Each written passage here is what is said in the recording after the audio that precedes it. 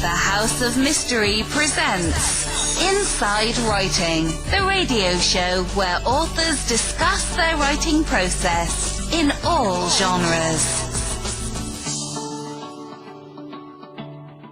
Oh, welcome back into the House of Mystery, and I am Al Warren, Mr. Martino. Yes, present. Playing pool. Playing pool? Aren't you playing pool? Am I?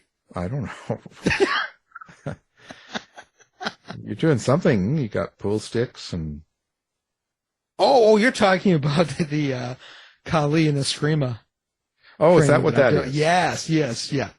Oh, there's no cue stick and 8-ball or anything like that. No, I don't even know what those words are you just said. Yeah.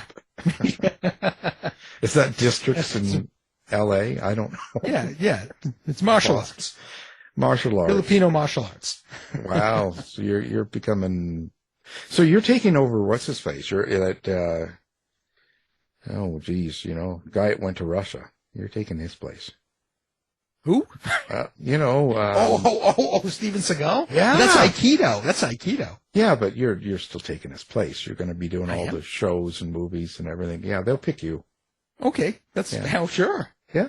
Because, you're... I could do some DTV movies. Yeah. So, yeah, I'm looking forward to it. Be a star, Yeah. Well, today is Friday, and we are going into the horror world, and we have to go all the way to the UK because there's no horror in the States. We know that. It's all roses. So let's welcome Stephanie Ellis to the show. Hello, and I'm actually in Wales in the UK, in Wrexham, although I've yet to see either of the local football stars who took over the club from your side of the world, but there we go. And I don't play pool or do Aikido, so I'm quite safe. Oh, that's too bad. Well, Dave plays alone. Anyway, well, Stephanie, you have written a ton of books here. Like I looked through, and wow, where do you get the energy to do all this? I don't know. People keep saying I'm prolific and that I've written a lot, but it is actually the culmination of quite a few years of writing. I still think of myself as being very new to the genre, and I started getting stories published back in 2013, 2014. I wasn't really doing much before that. That was when I took it seriously. And bizarrely, I think it's this concept of time flying as you get older. So that's what makes me think I'm still new. But a lot of what I've written was done during that time. But it's when it gets published, it all seems to be at the same time. So it looks as though it's all happening at once. But the ideas I just get from what I see around me. I mean, some of the short stories that I've done, I've used characters that you hear about people in the news that have done something wrong and they never seem to get their comeuppance. And I was thinking about this on an interview the other week about who I used and why. And I think it's a way of getting control back over life a little bit by all those people who seem to step out of line. You think, oh, they've got away with it. You can actually put those characters in your stories and you can get them, they can have their bit of punishment, and good usually overcomes evil. But I will say some of my stories don't always have happy endings. Whenever anyone's asked me to write a horror story with a bit of hope at the end, I failed dismally on those counts. So you're really punishing people you don't like? A little bit, yes. But also to have a bit of fun as well. Some of the characters I write, especially in the folk horror, they're bad, but they're likable in a really bizarre sort of way, or at least a few of them are. And I do tend to have more fun writing the villains, probably because I'm the sort of person that doesn't like to break the rules or do anything wrong in life. I've always been the one who sort of follows everything and doesn't like to get into trouble. I mean, my previous job before I stopped to focus on the writing was as a librarian. And, the kids would come in and they'd talk to me and I'd say I'd write, what do you write this? And it'd be horror. And then it'd be, what music do you listen to? Death metal, industrial metal, all that sort of thing. And it's totally the opposite to what people expect. So I do like to subvert expectations a little bit. People make assumptions when you look at somebody, but they're not always like that. So I do like to challenge that a little bit to show that you don't have to dress a certain way to be regarded as one sort of person. You can just be yourself and just surprise people a bit. Do you ever have an issue writing evil people or getting into the minds of someone that would be pretty nasty? No, because I like to see what they can get away with before somebody tries to stop them. But there's some characters in Reborn, my latest novel, which is a folk horror sequel to The Five Turns of the Wheel. And there are these three characters, Tommy, Betty and Fiddler. And Fiddler always plays a violin. And because they're like a little theatrical mama's troupe based on sort of traditional roles. And Betty is the man who dresses up as a woman for comedic effect. And Tommy is the one who organises it. But they're the ones who make people suffer. But I've given them a sense of humour as well. And by doing that, you can sort of chuckle along with them as they go about their business and bring mayhem to everybody else's life. It's just, I'd like to write it with a little bit of a smile on my face. I don't take it too seriously. I want it to be a good story. And people say, what themes do you talk about? And yes, there are themes in there which come through as I write, not because I plan them. But overall, I would just like to be a good storyteller. And the feedback so far has been that I tend to achieve that for those who like my books, because I know not everybody does. Reading is subjective. So, but yeah, I make them a little bit human, a little bit likeable, have a bit of fun. Well, talking about folk horror, I was wondering, how much do you draw off of mythology and folk tales, and how much of what you do is imagination? It's a split, really. I mean, the idea for the three of the Mama's Troupe, it came from The Wicker Man, the original one. I haven't watched the remake. My eldest keeps telling me I should, but I refuse. The first, I think it's 1973 one. That's it. That's the one I stick to.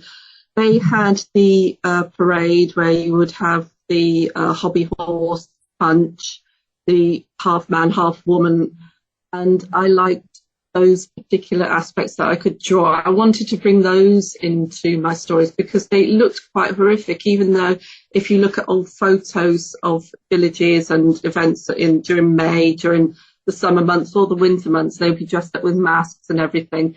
It's supposed to be fun, but they looked quite frightening. So I brought that into it. And I also saw that a lot of the folk horror movies or books, they tended to fix on just one particular aspect of ritual. It's always a bonfire. Someone always gets burned. And I wanted to develop other rituals that would feel folkloric in effect. And so the ones in Five Turns I made up myself. But in Reborn, I've actually gone into earlier mythology, more on the Nordic side with the Norse. There's a ritual at the end, which I'm not going to give away, but it is actually based on sort of old Viking rituals. So I've been digging a bit more into ancient history a little bit on this one, and I do want to go further. Some years ago, and it's still ongoing, I did my family history and traced it back through the Normans, because there was a Norman name. I traced it back, and that took me into the Vikings. So I've got that sort of ancestry. And for me, I love reading the stories, but it's a way of getting in touch with those distant roots and just enjoying the stories and bringing some of it back to the modern day. I don't like the idea of things being lost in time. I think old stories, old traditions, even if you're not necessarily going to reenact them now, I hope people don't, not realistically anyway. I hope that they're brought back and people can enjoy them again, or at least go back to the original writings. And I have been buying up other books on Celtic mythology, digging around to see what I can use in the future. So yeah, I really do like history, and I like to dig around in the past and see what I can bring in to sort of modern stories. I've got a short story that's coming out later this year. I think it's called Lure and Legend, is the anthology from Apocalypse Publications. I might have got that wrong. I can't get the name of the publisher right. But I've used an Old Norse story in there where it features on this person or this creature that's in Valhalla that's eaten by the warriors every night and then is reborn the next day to be eaten again. But I've sort of transferred that into the human world. So I do like to dig around as I say, and find myths that I can use and twist a little bit into a more modern setting. Your newest series, like this book here, like the Reborn, and you said this is the follow-up to the 5 Turns of the Wheel. So let's talk about that a little bit. What's kind of the premise of this book? Well, in the 5 Turns of the Wheel, which is, I'm going to say, it's partly based on my childhood in a way, because there's a pub in there called the 5 Turns, and I was brought up from the age of 8 to 17 in a pub called the Cider House in the middle of nowhere. So I've used that element within the story. But there, alongside this area of the English countryside called the Weald, is a parallel world of Umbra, and it's sort of just, well, not quite visible, but it's there. And these creatures are sort of human, sort of not, but they survive by feeding on the blood and the flesh of those who live in the Weald. But those people are kept in that place, and they can't go beyond its borders without permission. But it was a bargain that was struck so that their villages would thrive, and the people, the Umbrans, would actually survive at the same time. But one of the rituals involved the loss of an unborn child, and the main character in that, Megan, who features in both books, she fights against that ritual, although she eventually loses her child. But she wants to put a stop, because it always seems to be the women who suffer, whether it's a mother or a young girl or the grandmother. They're all drawn into the rituals. And yes, some men get harmed along the way, but it's very much about keeping the women in place. But those who control it, Tommy, Betty, Fiddler, and their father, Hweol, who's the Lord of Umbra, they say that it's in the name of the Mother Nature, but they've become too cruel. So Megan puts a stop to it. That's a bit of a spoiler for 5 Turns, but in doing so, she loses her husband, but his spirit resides in this sword that they use for ritual. I will say that in Reborn, although it's her journey to try and get her husband's spirit freed and maybe reborn, and it's also the story of the other 3, that I have put in points throughout the story. So it's not done heavily, but it drops in a little bit of what was in 5 Turns, so that you never actually lose the thread. So because Megan, at the end of 5 Turns, was put in charge of Umbra, she stopped a lot of the rituals. And those folk, if they don't have the blood, if they don't have the flesh, then they start to weaken. And so you've got Tommy, Betty and Fiddler. They're all getting weak, and they're all getting really annoyed that she is keeping them in their place. And so they leave at the start of Reborn, and they go on this journey to try and apologise to their mother, and also to discover their father, who is also being reborn. And he is, I always say the name wrong, Cernunnos, or Cernunnos, the horned god. He rises again. So it's a bit like a family reunion, but it's a quest in a way. You've got Megan trying to get her husband back. You've got the 3 who are trying to get their strength back and to get Mother Nature to give them their place back in the scheme of things. So they're all going to this one place to see who will come out on top. Will the 3 be destroyed forever?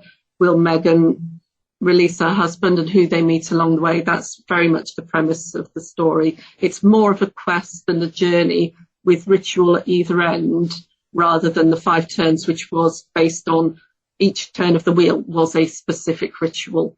But that is also referenced in Reborn, so it shouldn't confuse people too much, I hope. When you write something like this, where there's a couple of parts to it, did you have that in mind when you were first writing the 5 Turns? Was this sort of something that you knew would take a couple of books, or did it come up afterwards? It came up as I was writing, because as I wrote the story, it's very much from Megan's point, and from it was very much Tommy's story as well. There was also the character of Betty, the one who wears the dress and is supposed to be the comedian. But in the 5 Turns of the Wheel, you see that he's very much an animal. He's very much a child of nature.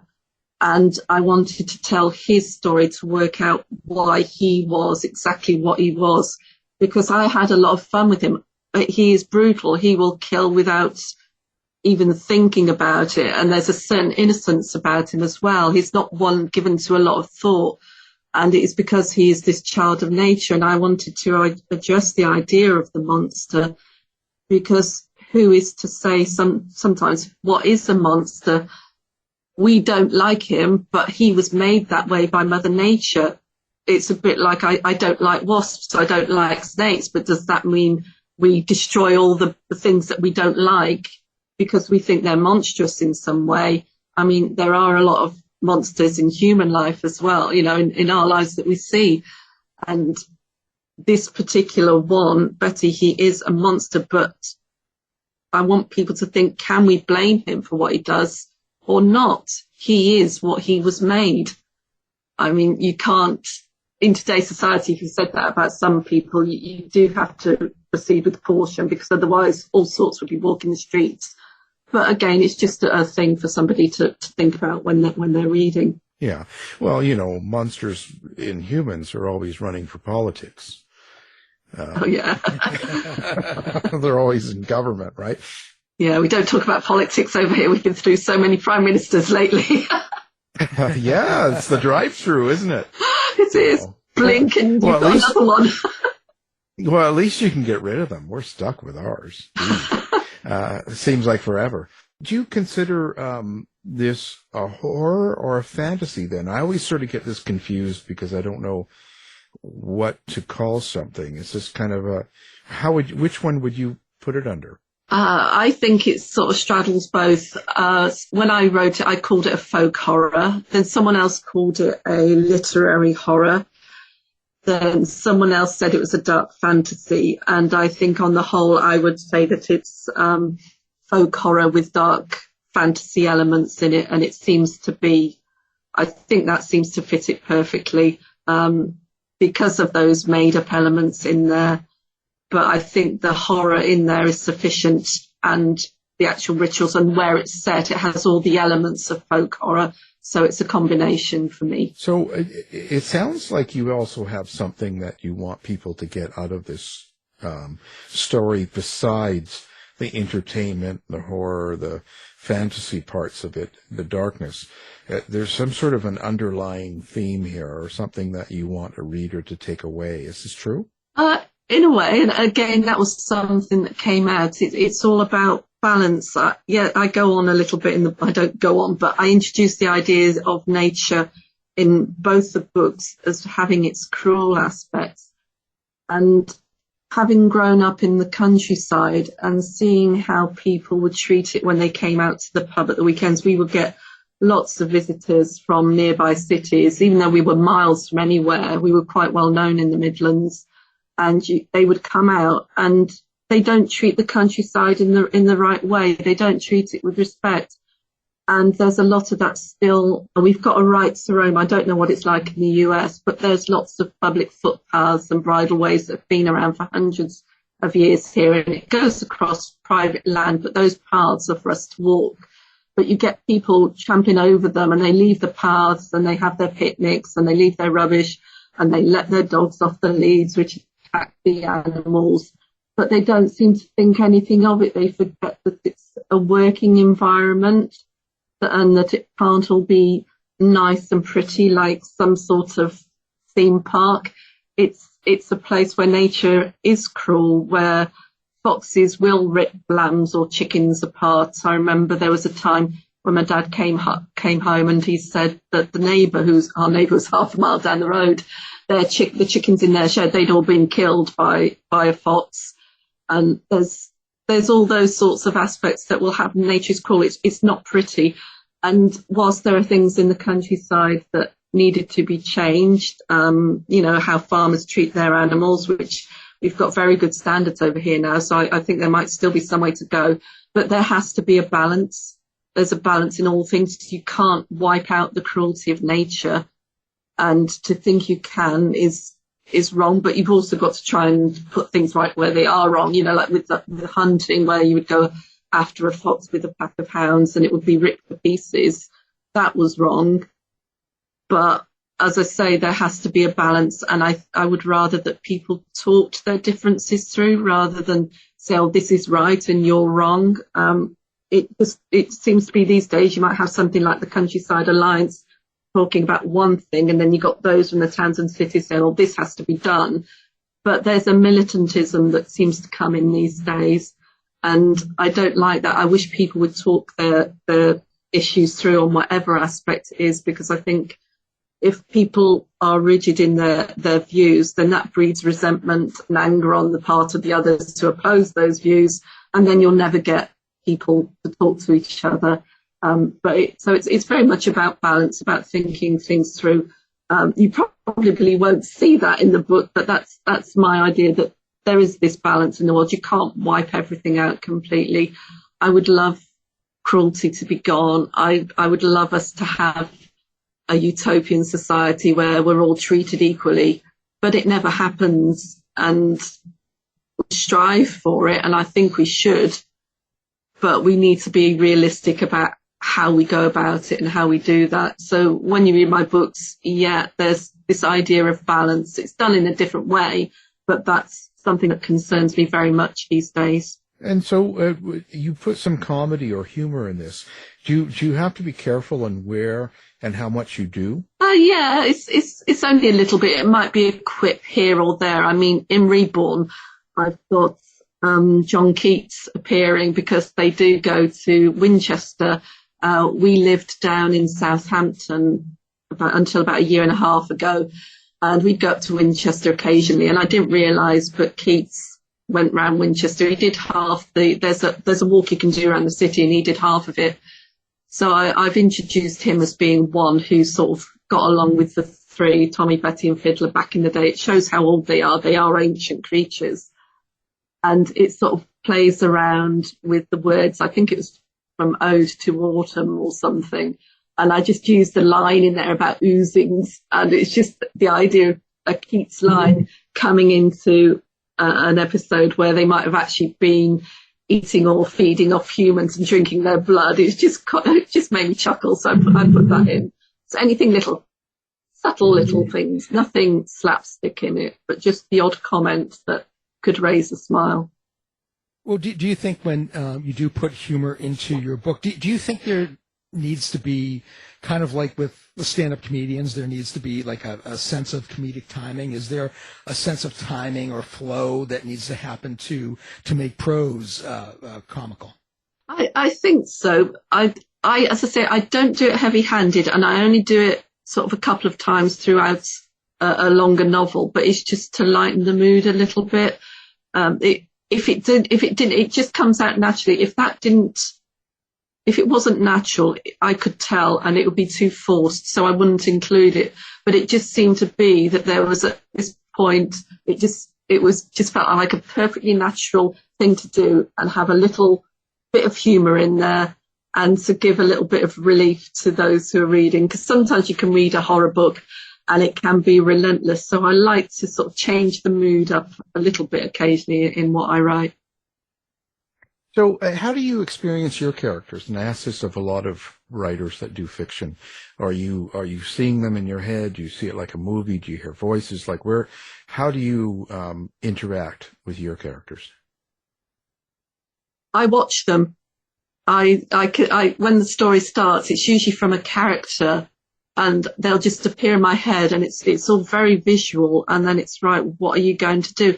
And then it is a movie in my head. Like when I read, it's a movie in my head. The words vanish. And when I write, I'm there visualizing, and they might be walking down a road, and then I'm just behind their eyes, watching, seeing, hearing, and it is very much that way.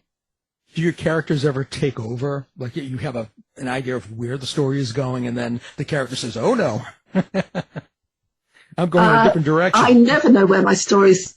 No, I never know where my stories are going, because I do not plot or outline. I am a complete pantser. I'll get this sort of vague idea of something or somebody, and they would do something. I thought, oh, that's a good idea, and then they're off. And as soon as they're walking and looking around and interacting with people, they're bringing the story to me.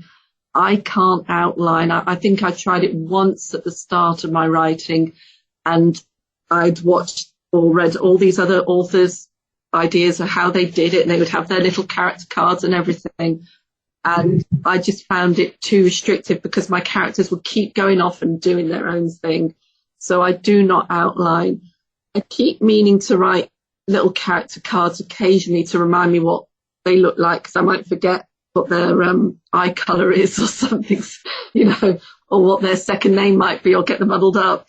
But then I'll just do a search on the document. But it is complete pantsing all the way through. I would say that it's usually by about the story gets written to about 2/3, and at the 2/3 point, it will show me where the ending is going to be, and then I know how to proceed to that point. The start is often, I'll write a paragraph maybe 2 or 3 times before I get it right, and then that paragraph will lead me into the rest of the book. At about 30,000 words, I'm usually thinking, oh, this is a load of rubbish, I'll put it down. But then I carry on and keep going. I'm working on one at the moment, and I'm about 54,000 words into it. And I am aiming for 100,000 if I can, because I want it to be a big doorstop of a book. Everybody says, oh, it's novellas are the thing these days. And I have written a couple of novellas. I've read a number of novellas. But for me, that I love to read a really thick book and just lose myself in them. The Stand by Stephen King. I've got Chuck Wendig's Wanderers, and I've just pre-ordered his latest. Alan Moore's Jerusalem. There's a whole load.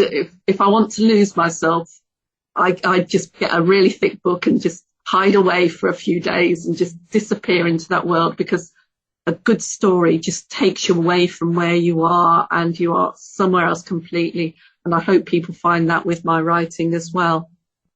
So I would imagine that you're not an outliner and you're kind of going by the seat of your pants, as they say. Then emotion and mood and surroundings will affect on how you write. So like when you're sitting at home, if there's something on your mind or something stressful happening, or you got a water leak in the house or something, but when something's going on, does it sort of interfere with your writing? Not really. I've learned to sort of dissociate myself from things around me. I will say, if I'm having an extremely tough time in my life, whether it's health or family, the real stress is at the extreme end, then that's a time I can't write and I can't read a book. I know I'm in a bad way if I can't read a book. But much of my writing, especially in the earlier years, my kids are all young adults now. They've all just finished uni. And I used to sit on the corner of a sofa in our front room with my notebook, and I'd be writing there with things going on around me, with the kids asking questions or playing or what have you.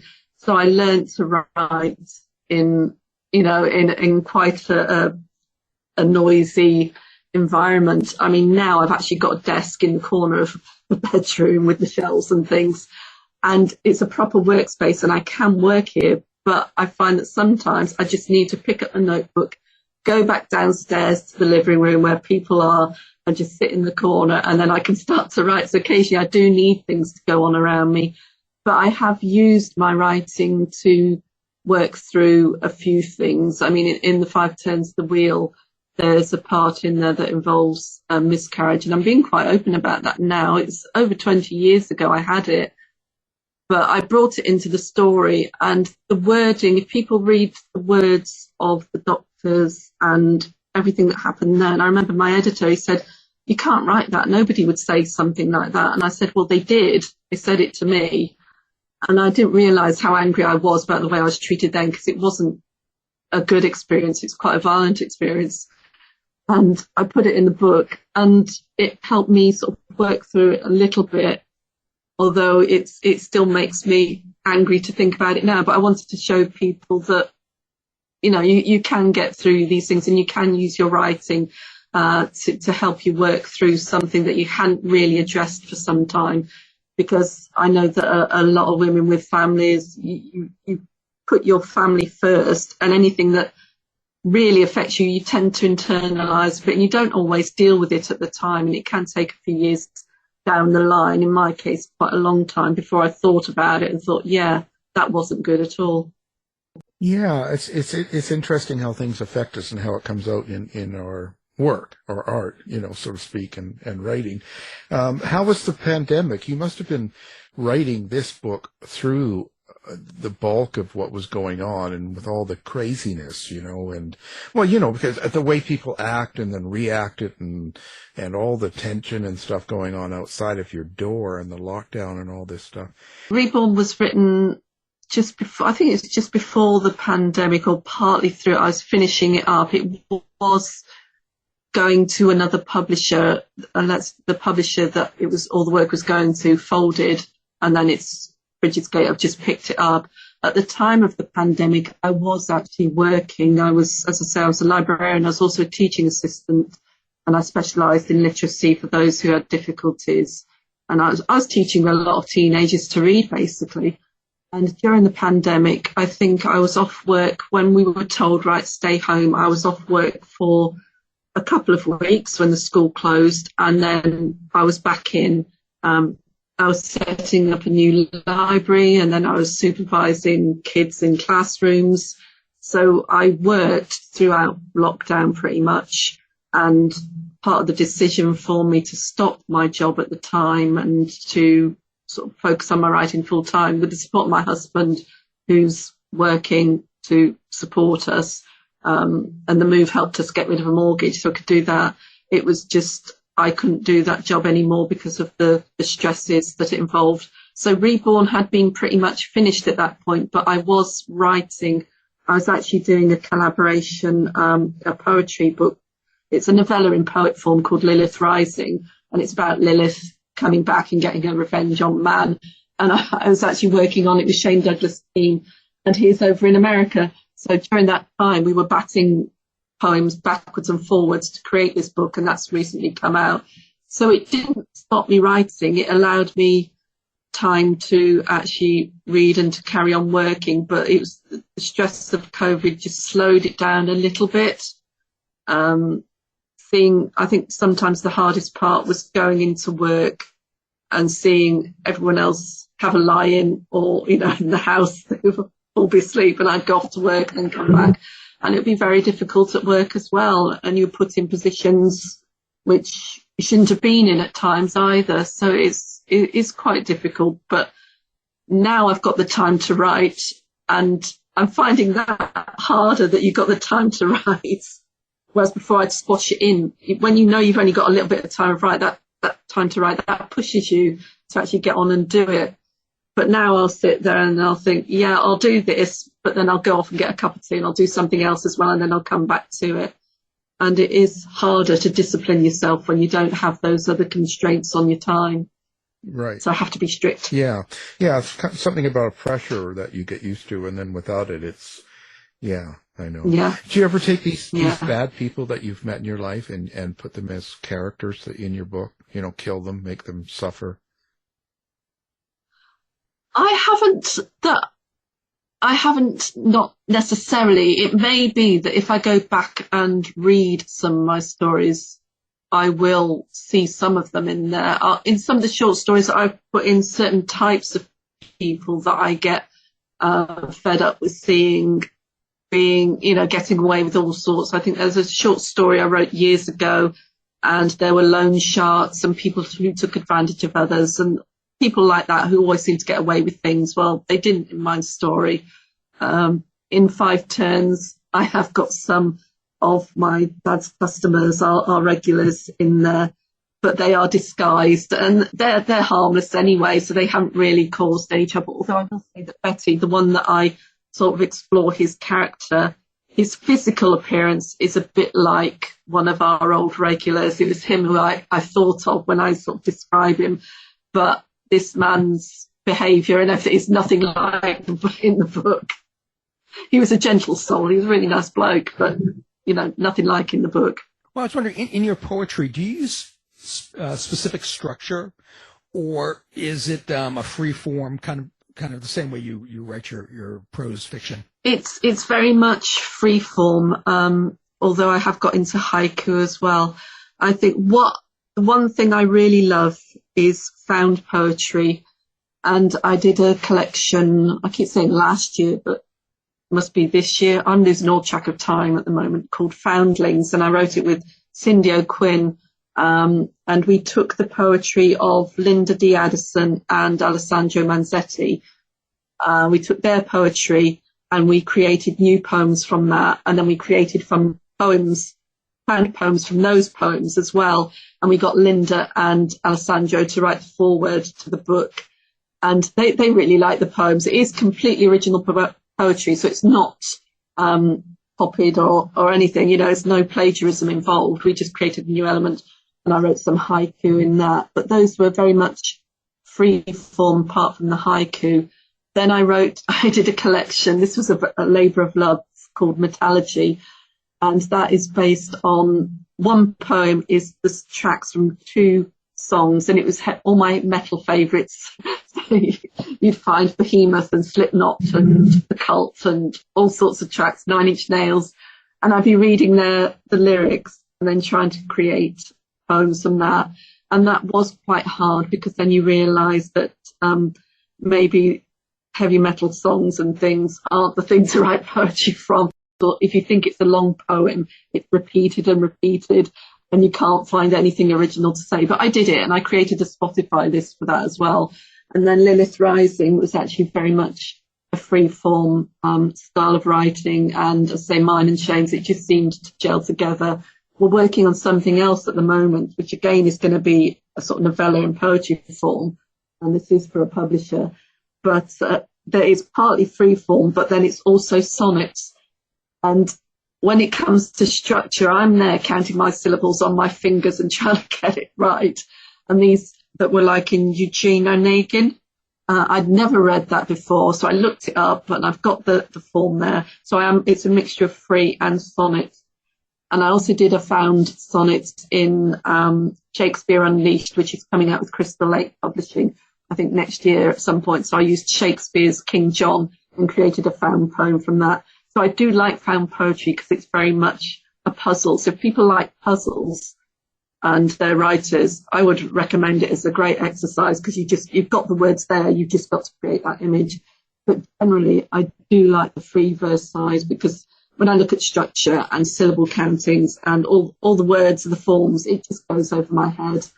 It's something that comes naturally to me to write freely rather than to be held in that way. I don't know if it's because I'm a pantser as well when it comes to the novels and short stories and fiction, that sort of thing, but it's just the way I am. It's interesting. Well, I'm wondering too, how did you get into metal? I know I got into metal like in the 80s. A friend introduced me, I think it was at Metallica at the time, but I'm just wondering how you got into metal itself as a musical genre, and then how it has maybe influenced some of your longer works. Well, back in the day, in the sort of late 70s, when I was in my early teens, I was into punk, as in the British sort of version, and I didn't listen to too much metal. I did listen to Motorhead and a few others. And then I would say my early 20s, I left home and met some friends, and they were into metal, and they shared tapes with me, and they introduced me to all sorts of bands, and I just started listening from there. So that's where I picked up Metallica, The Cult, bands like that, and I'd start to go to see them. But it's only been in recent years I've actually been able to go to concerts and to festivals, because when you got the young, where I first lived, we were in the middle of nowhere, so you couldn't get to the festivals, and I couldn't afford it. Couldn't go to gigs either because they were too far away. And then when I had family, again, couldn't afford it.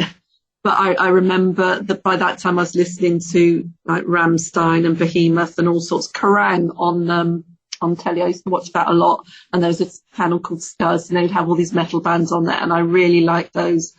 And I remember I just about had enough money at one point. I can't remember how old the kids were. They'd grown up a bit.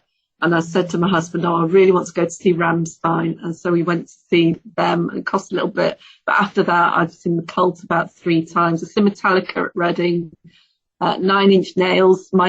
I've seen them a couple of times. My eldest bought me a ticket to their concert when I was 50. So that was my 50th present.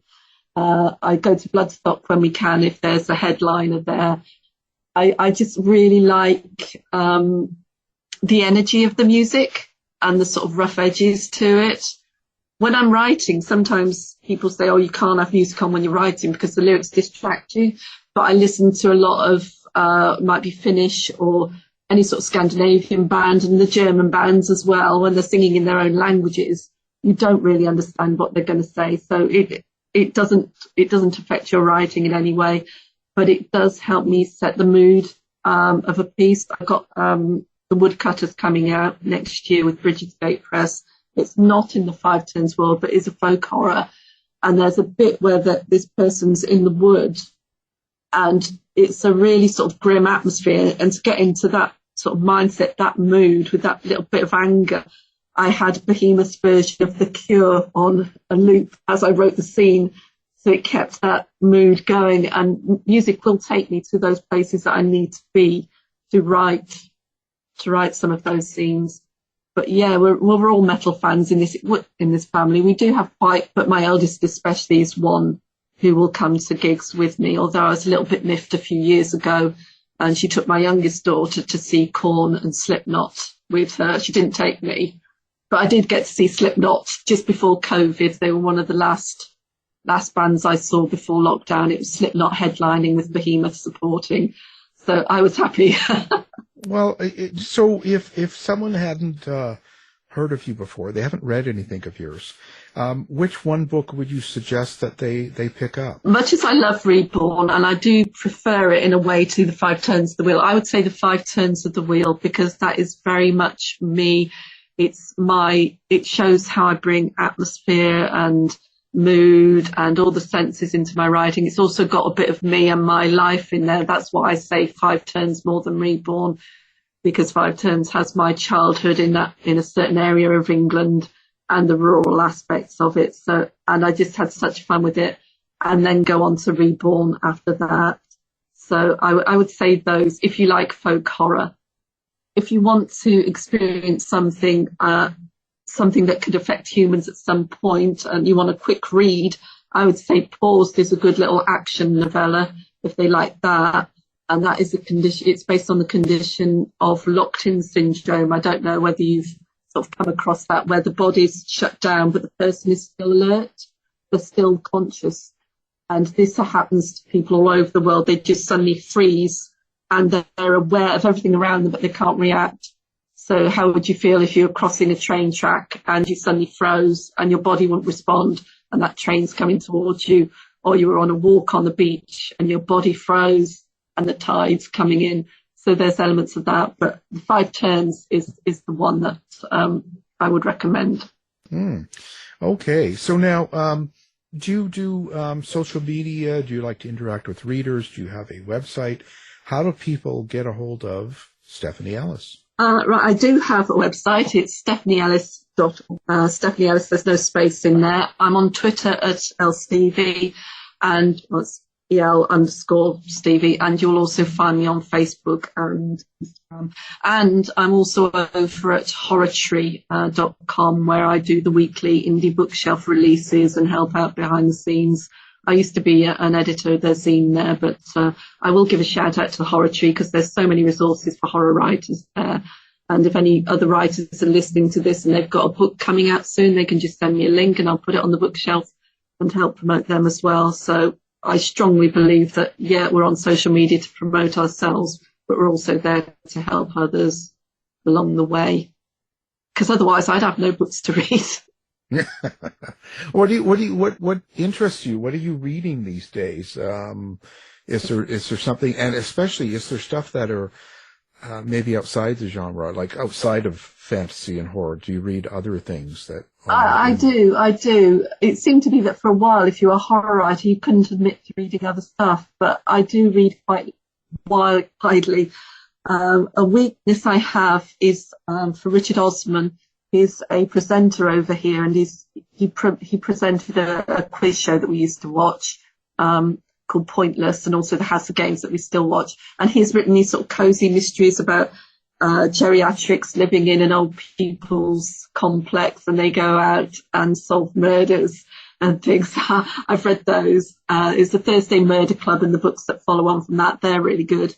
I'm also reading a lot about the English Civil War at the moment, a lot of non-fiction, because the book that I'm writing, the Women of the Witch Eye, is set in 1649, And so I'm reading about the war in Lancashire where I had ancestors, and I'm also bringing in religion of that time because my ancestors were the first Quakers in that area. So I've got family names sprinkled in the book.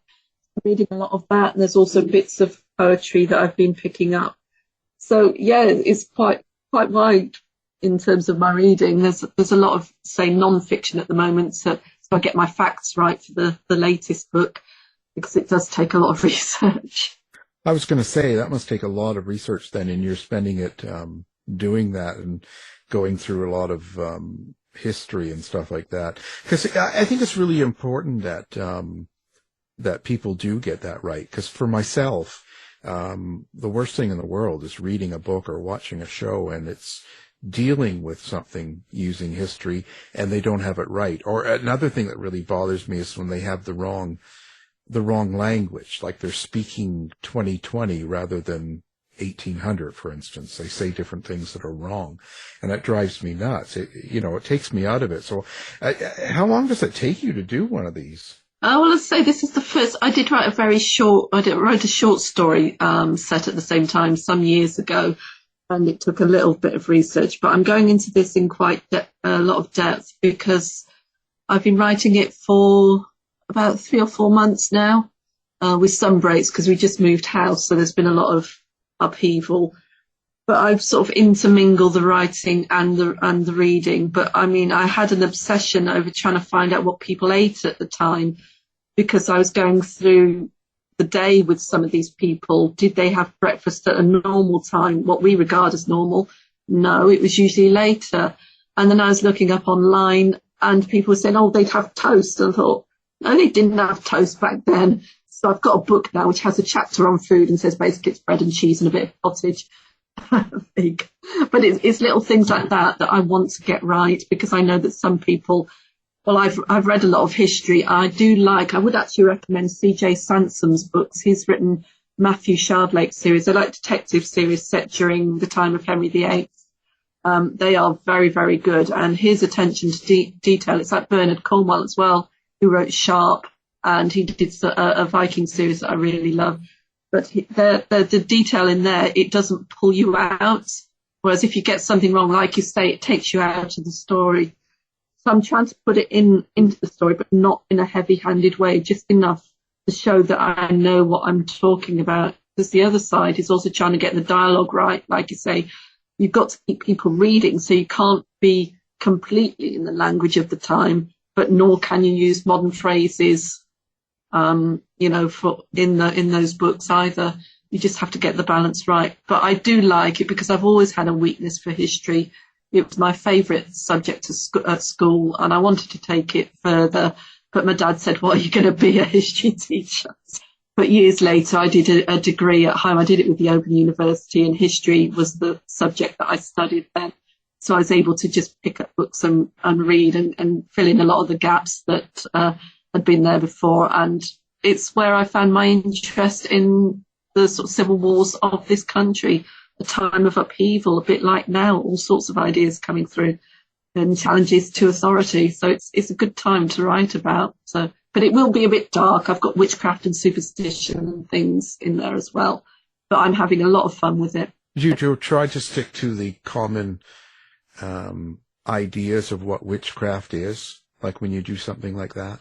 I've got some books. I've looked it up, but I want it to be there as in how they viewed it at the time. I mean, people would just make wild accusations a lot of the time and say, oh, they said this or did that. And I've got a few of the supposed spells and things, but it's not all spells and charms. It's just how things appear to go wrong, and they would blame the old woman who lived down the road. So it's got that sort of unfairness to it. I've used a bit of I don't know if you've heard of the Pendle witch trials that happened in this country in the early part of the 17th century. These women were hanged in Lancaster, and one of their accusers was the daughter of one of the women who was hanged, and she was about 9 at the time. And then years later, in the 1930s, she was accused again of being a witch by a lad who'd accused her just to deflect attention from himself, because he'd failed to do some job or other for his dad. And so I've got that particular woman who's sort of survived. Well, she accused once, she was accused herself, and now she's older and she's in this particular story. So I'm digging up the old records and seeing transcripts of what happened in the original trials and trying to make it a bit more realistic. It's not going to be looming over a cauldron muttering spells or anything like that. This has certainly been a great conversation, and we're glad you came on the show. And now the latest book is called Reborn, and our guest is the author of that, Stephanie Ellis. So thank you for being here. Thank you for having me. It's been great. Thanks, Stephanie. You've been listening to the House of Mystery radio show. To find out more about our guests, hosts, or shows, go to www.houseofmystery.com. Show's over for now. Was it as good for you as it was for me?